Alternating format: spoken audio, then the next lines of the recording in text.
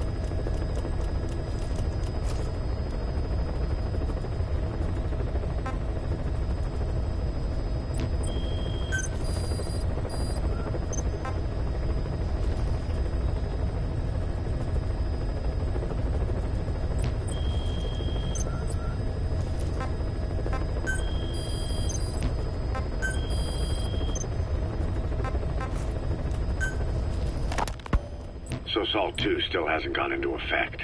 That treaty was drawn up to limit not just the size of the US and Soviet Union's nuclear arsenals, but also their delivery systems. The whole deal. Just when we thought all those years of negotiations had paid off, somebody decides to invade Afghanistan. The timing couldn't have been worse. The president was in the middle of the SALT II talk.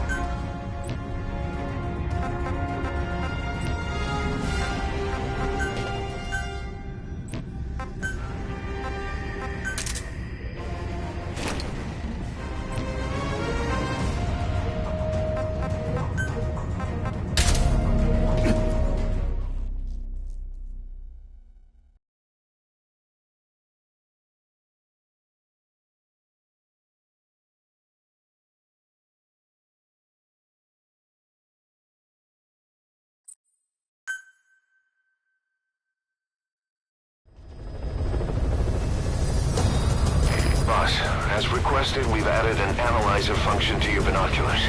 Now you can view soldiers or POWs and get a readout on their rank or any special skills they might have. Depending on their skills, they may even be able to develop new types of weapons or items. Try it out the next time you're thinking of holding someone.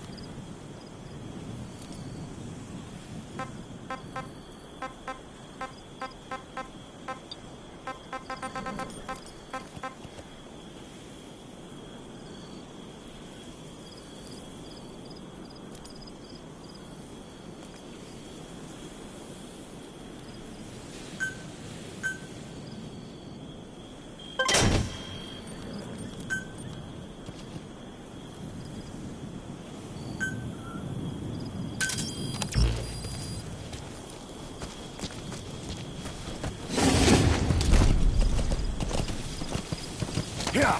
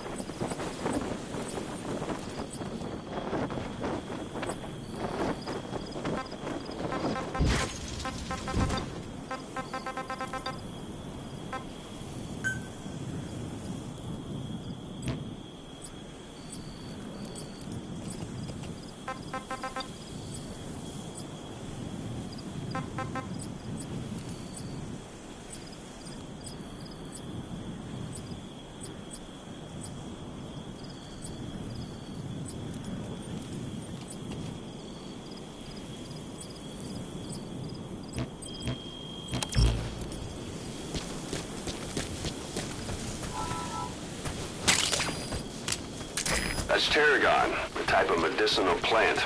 It contains trace amounts of a benzodiazepine derivative that's the active ingredient in pentazimine.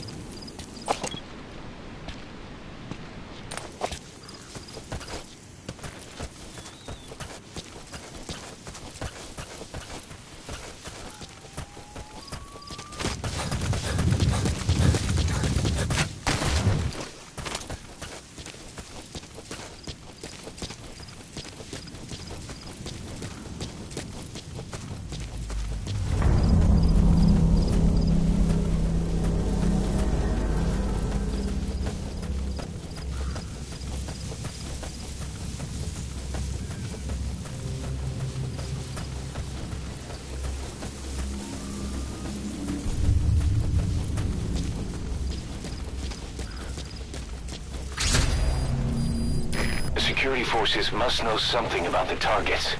After you grab or hold up an enemy, try interrogating them.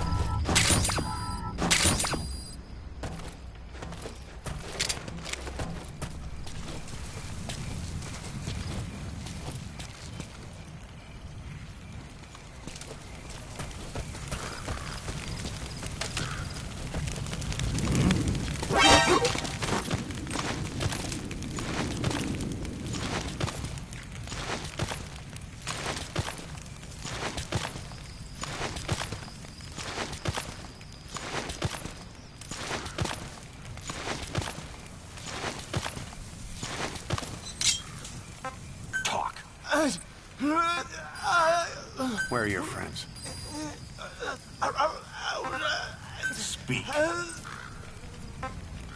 Speak. Where are your friends?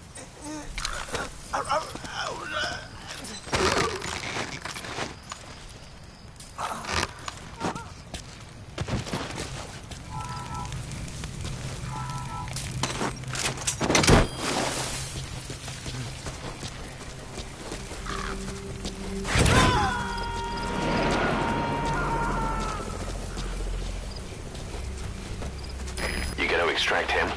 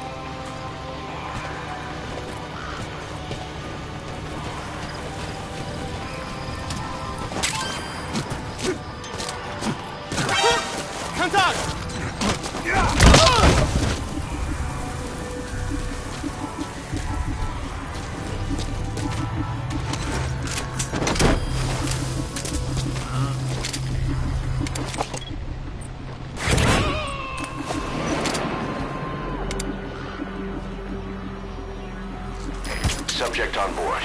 Leave the rest to us.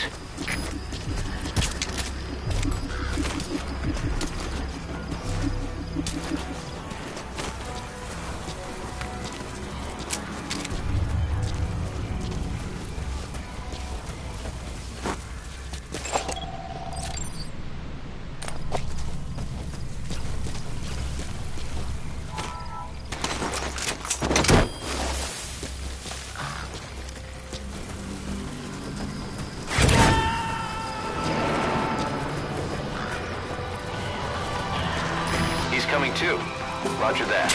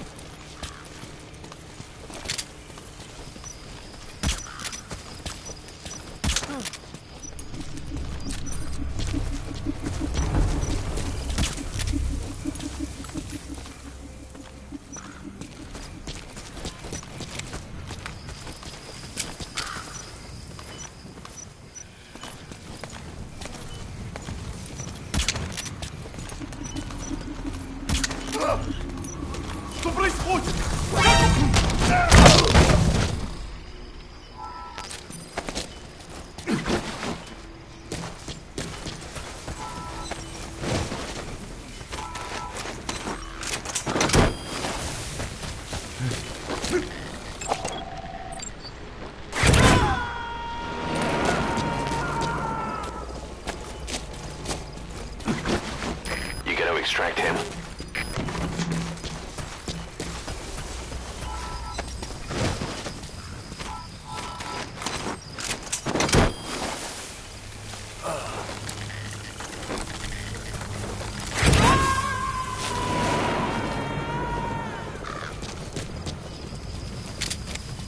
Subject on board. Leave the rest to us. КП-110. Рыжий! Точно место неизвестно. Прием. Это КП. Понял. Всем подразделениям. На чеку. Конец связи.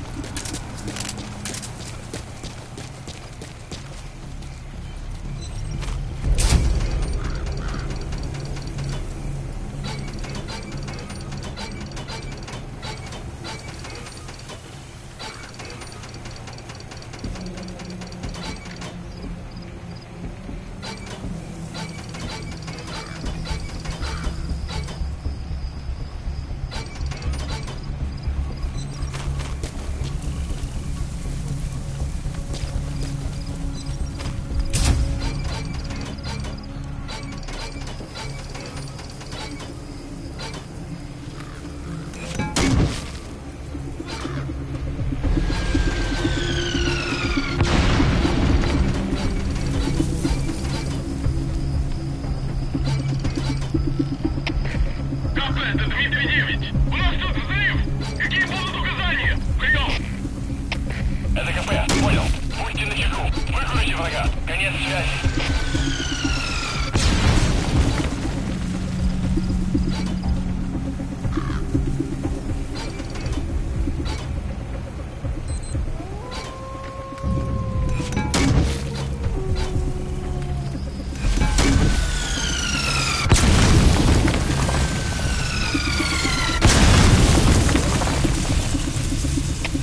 Всем боевым группам, это КП. Вышел из строя целый ряд ламп. Похоже на проблемы с электроэнергией. Ближайший патруль. Проверить здесь питание. КП-110. Расследуй немедленно. Конец связи.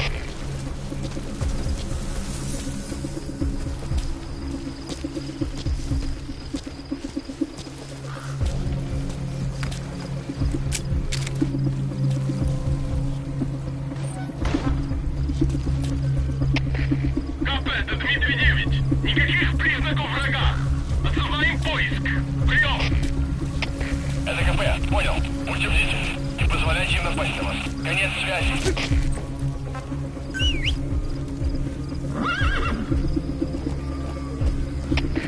КП-110. Я провел систему питания. Кто-то ее уничтожил. Прием.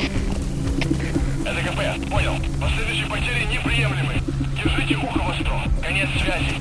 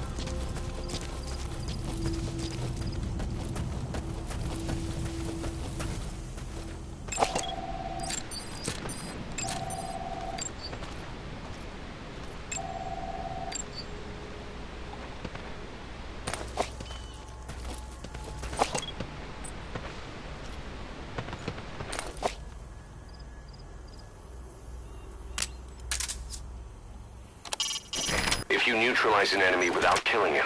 You can then Fulton extract him. Once we've extracted a soldier, we should be able to convince him to join us.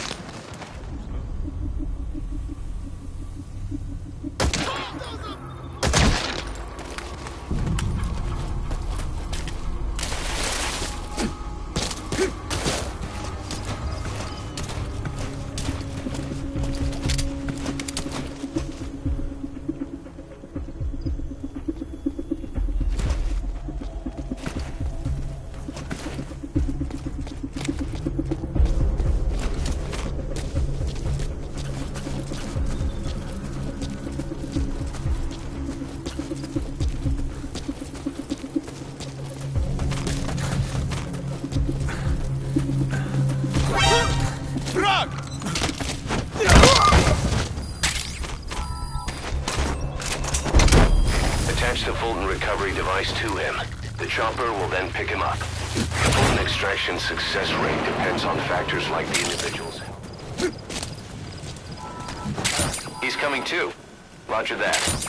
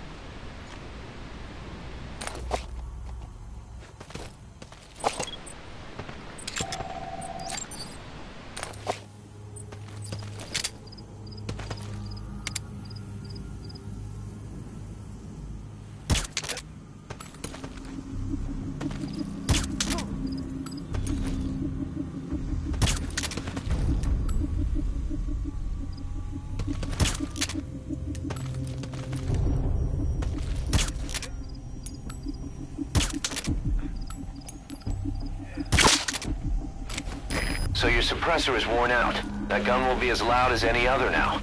If you have to shoot, be careful.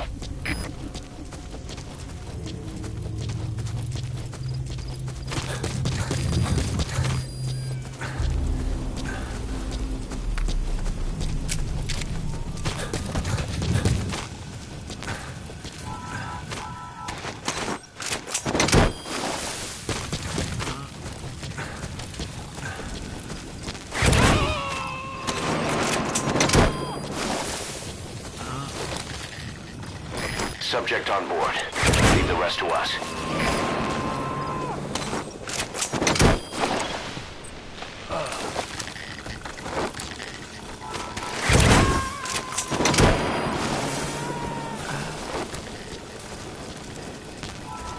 He's coming too.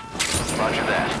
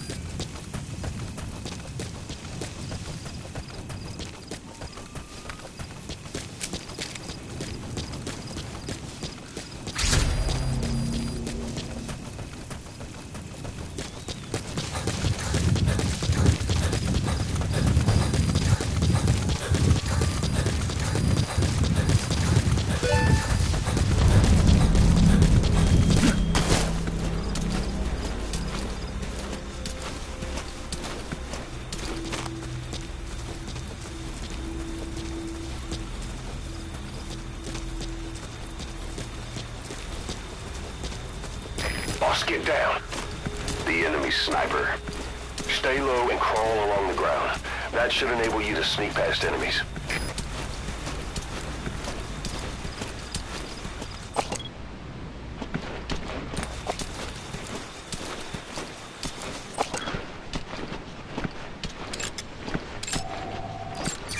That's the target.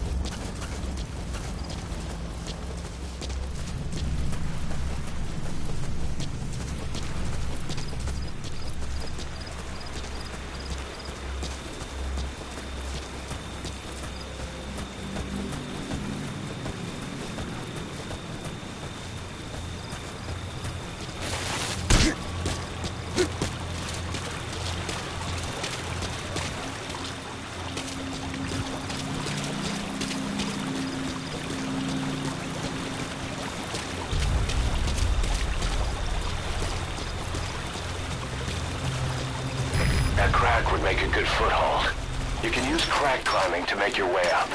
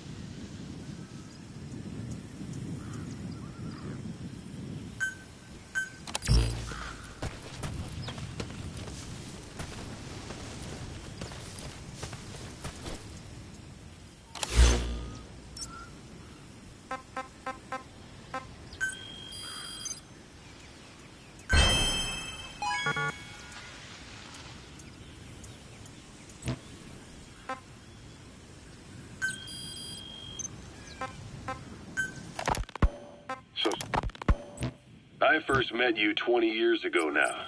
The place was Selenouyarsk in the Soviet Union. we were enemies. I was with the GRU. You were still fighting for America. 1964. Operation Snake Eater. Its objective? The assassination of the legendary soldier known as the Boss. When you returned home successful, they awarded you the title Big Boss. Your CO, Zero, sought to carry on the Boss's will by covertly establishing his own organization. You knew the original members from Operation Snake Eater. From America, there was David O., or as he was to you, Major Zero. Donald Anderson, a.k.a. Sigint. Dr. Clark, who went by paramedic during the operation. And the fourth, you. From China, there was Eva. And me, Ocelot, from the Soviet Union. 6 in total. To us, government notions of friend and foe were meaningless. As were East and West, we joined forces by our will alone. Our objective was to fulfill the Boss's dying wish, to make the world one.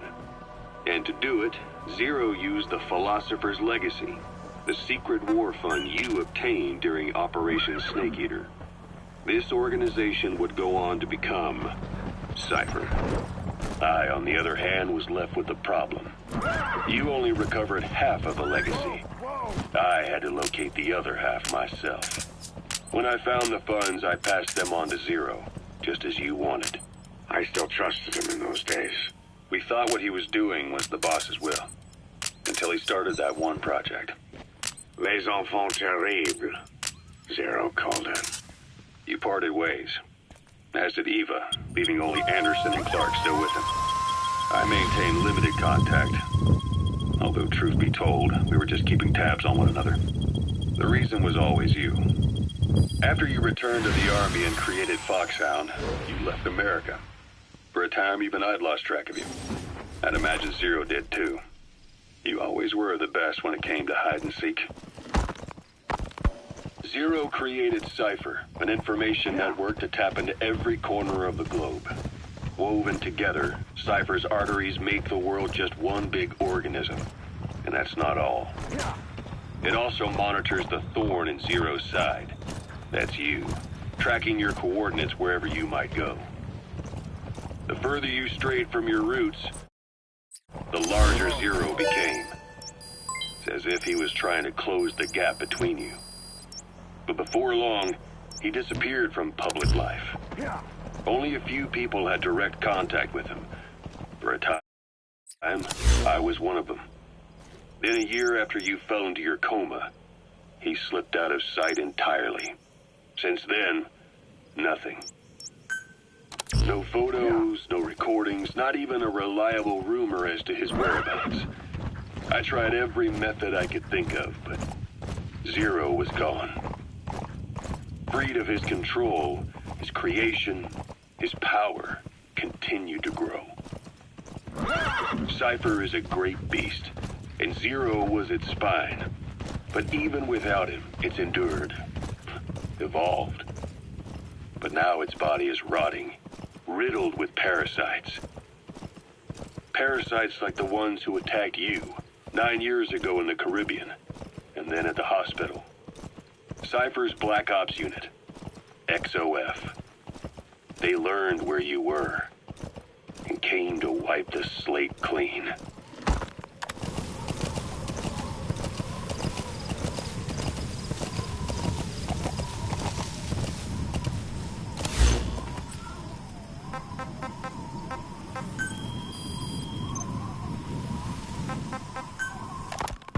Christmas Eve, 1979.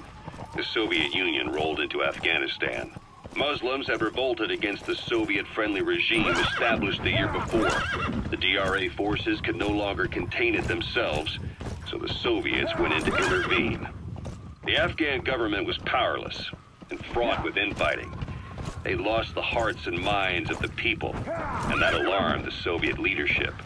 With the Islamic Revolution happening in Iran, the Soviets felt they had to act fast or risk the spread of Islamic revivalism. Superpower, sending a motorized rifle division against men on horseback with antique rifles. Everyone thought it'd be over in an instant. only it wasn't. Some Muslims made their fight a jihad, a holy war, and began a guerrilla campaign on all fronts. A war of attrition. These fighters call themselves Mujahideen. They're being supported by the West through Pakistan. That's why Miller was involved. He was training them near the Zero Line, sponsored by the CIA. The war has become a nightmare for the Soviet troops stationed here. They thought they'd be headed home in 6 months at the most. Then a year passed. 2 years. Now here we are 4 years on with no exit in sight. Afghanistan has become the Soviet Union's Vietnam.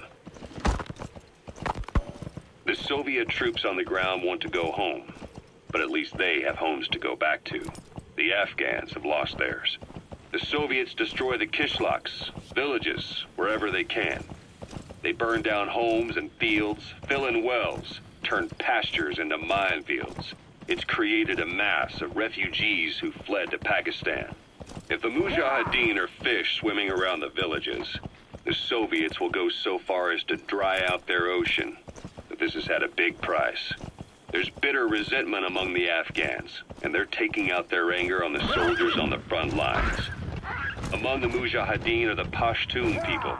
They're fiercely devoted to their code of Badal, or revenge. Soviets they've captured have had their hands, feet, and noses cut off before being left to die at the side of the road, just to show their comrades what they're capable of. Friendlies who come across them can do nothing but put them out of their misery. Then they burn down another village in retaliation. And the cycle of vengeance goes on.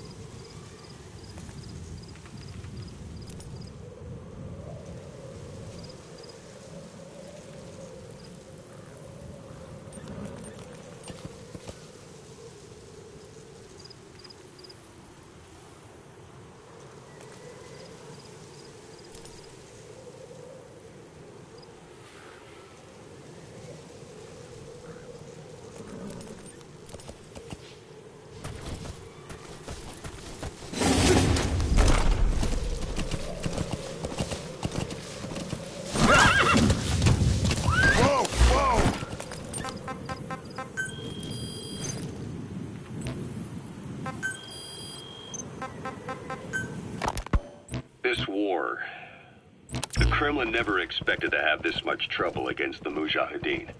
Afghanistan is a tribal society. Tradition demands that its people stand up to any outsiders who set foot on their land. With the honor of their people at stake, they have everything to fight for. No matter how hard the Soviets hit them, they continue to appear out of nowhere, striking back, then vanishing again. But there's one thing even the Mujahideen fear. Every last one of them. The Soviet gunships. They're highly maneuverable and equipped with massive firepower. Plus, the underside of the fuselage is heavily armored. The Mujahideen can barely scratch them with their small arms. Anyone who hangs around gets mowed down by the gunship's heavy machine guns. This new honeybee weapon that was given to the Hamid fighters, it's no doubt something to help them strike back against the gunships, which makes it a weapon that could change the course of the war.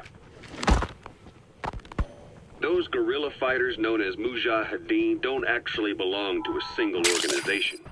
Afghanistan is a multi-ethnic country. You've got the Pashtuns, the Tajiks, Uzbeks, Hazaras, and each of them is split into their own tribes, large and small.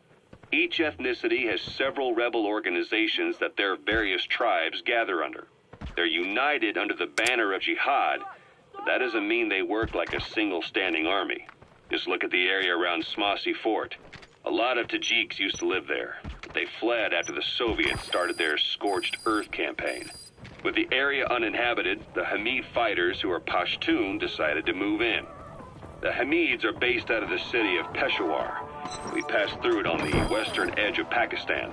The Pashtun people have long lived in Afghanistan and western Pakistan. They used to travel back and forth frequently. Then Britain went and established the border that still stands. Subject on board. Leave the rest to us. Generous support from the Pakistani government.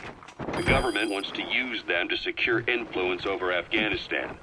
Their liaison with the Hamids is Inter-Services Intelligence, and behind the ISI, you have the CIA. You gonna extract him? How the honeybee ended up in the hands of the Hamid men.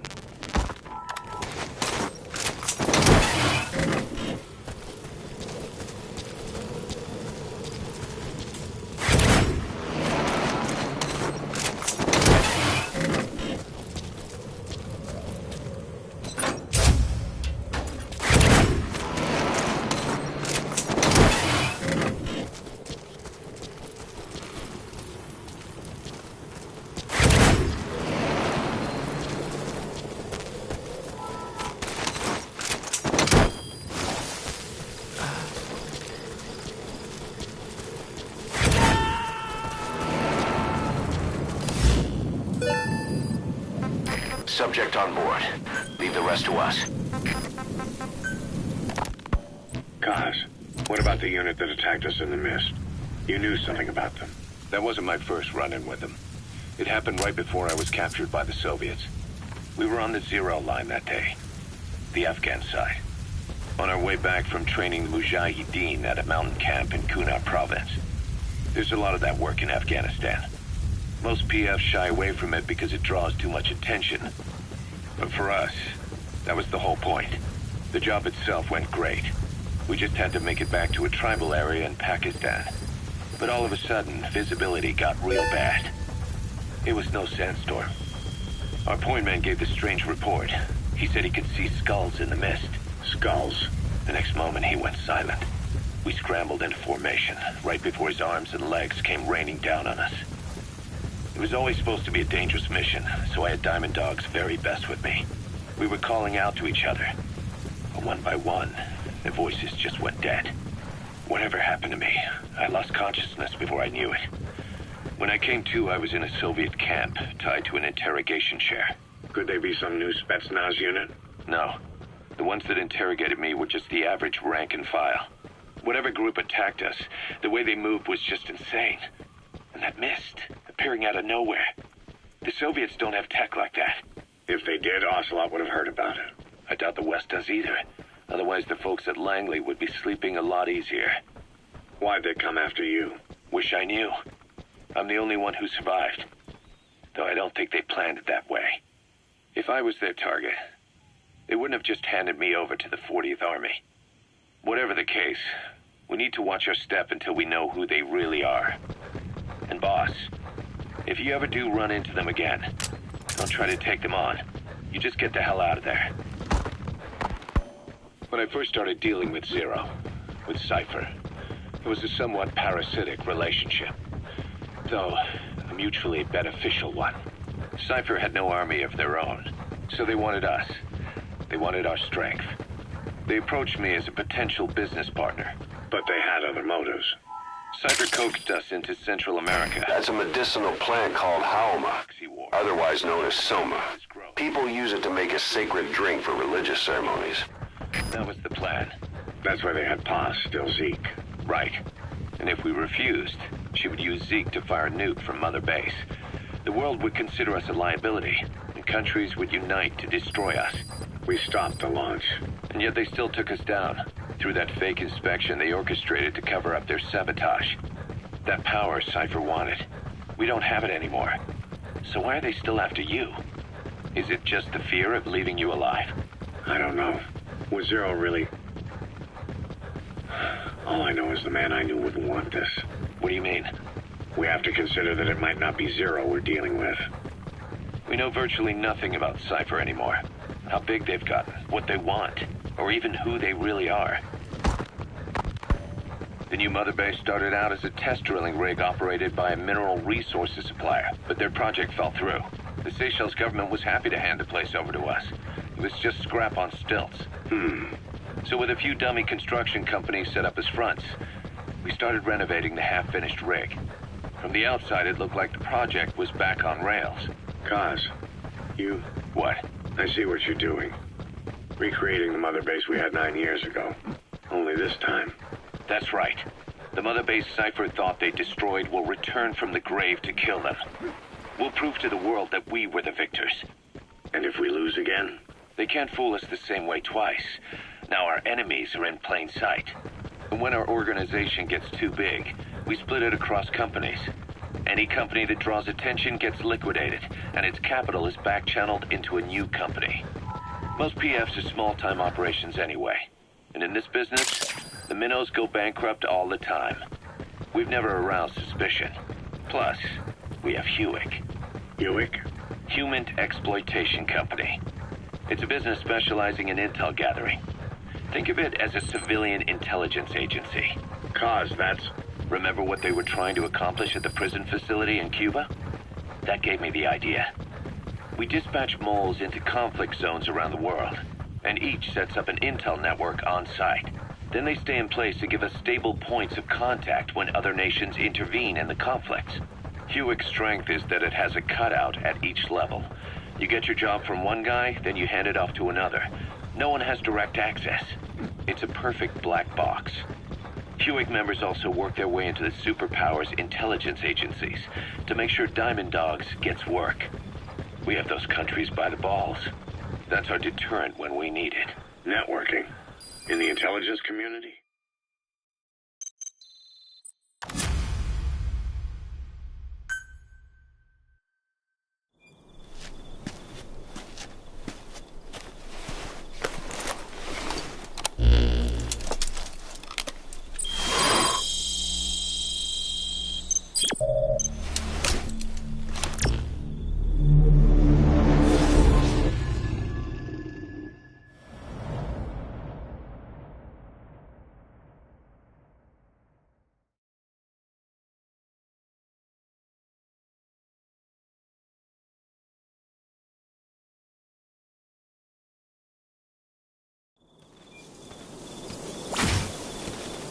Boss, locate and bring back the U.S. military's new weapon codenamed Honeybee. The CIA put it in the hands of the Hamid group of Mujahideen. But the Hamid fighters were wiped out. The Honeybee must still be hidden at their base, the fort at Dasmasi Laman. Unfortunately, the Soviets are looking for the weapon as well. You have to get to it before they do, and bring it back here. There's a photo of the target on your iDroid. One more thing. Apparently, one of the Hamid fighters survived. He's missing, but if you can find him, he might lead us to the target. Good luck, boss.